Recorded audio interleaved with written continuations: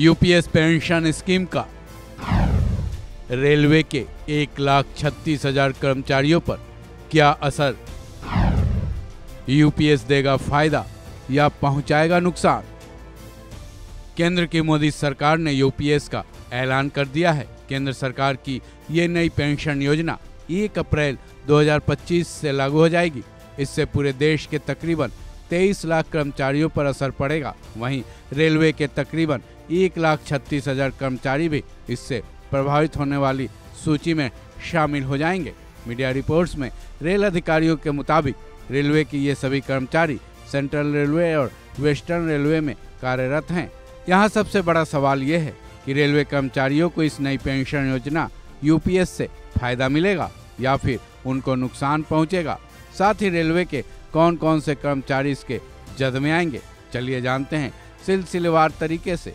सबसे पहली बात तो यह है कि पूरे देश के कर्मचारियों की तरह ही रेलवे के उन कर्मचारियों पर यूपीएस लागू हो सकेगा जिन्होंने 1 जनवरी 2024 के बाद नौकरी ज्वाइन की थी। रेलवे के जो भी कर्मचारी जो अभी तक एनपीएस के योग्य हैं वो भी यूपीएस चुनना चाहते हैं तो उनके लिए ये विकल्प हो सकता है। इसके तहत उन कर्मचारियों को रिटायरमेंट से पहले के आखिरी 12 महीनों के मूल वेतन का औसत निकालकर उसका 50% पेंशन तैयार किया जाएगा। हाँ, इसके लिए एक शर्त ये भी है कि उनकी नौकरी 25 साल पूरी हो चुकी होनी चाहिए। बताया जा रहा है कि अगर सर्विस के साल कम होंगे तो रिटायरमेंट के बाद मिलने वाला पैसा भी कम होता जाएगा। मसलन अगर किसी ने 10 साल की नौकरी पूरी कर ली है तो वह यूपीएस में आ सकता है, लेकिन उसे महज 10,000 रुपये मासिक पेंशन ही मिल सकेगी। वहीं सरकार के ऐलान के मुताबिक यूपीएस में उसकी भागीदारी एनपीएस वाले 14 से बढ़कर 18.5% कर दिया जाएगा। जाहिर है इससे रेलवे पर अतिरिक्त आर्थिक बोझ पड़ेगा। इस बारे में ईस्टर्न रेलवे के जोनल मैनेजर ने जानकारी दी कि उनके जोन के 96,000 कर्मचारियों में से 66,000 कर्मचारी एनपीएस से जुड़े हैं। वो सभी यूपीएस से जुड़ सकते हैं। जोनल मैनेजर के मुताबिक यूपीएस से पेंशन की सिक्योरिटी मजबूत होती है, लेकिन ये एनपीएस की तरह मार्केट लिंक्ड नहीं है। वहीं अगर सेंट्रल रेलवे की बात की जाए तो इसके करीब 96,000 में से 71,000 कर्मचारी एनपीएस से जुड़े हैं, वो भी इससे जुड़ सकते हैं।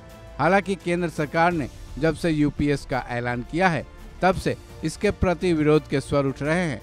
हालांकि कई लोग इसे लाभकारी भी मान रहे हैं, लेकिन जो कर्मचारी लंबे वक्त से ओपीएस यानी पुराने पेंशन की मांग कर रहे हैं वो यूपीएस से खुश नहीं है, क्योंकि उनकी मांग केवल और केवल ओपीएस की ही है, जिसके लिए लाखों कर्मचारी महीनों से आंदोलनरत है।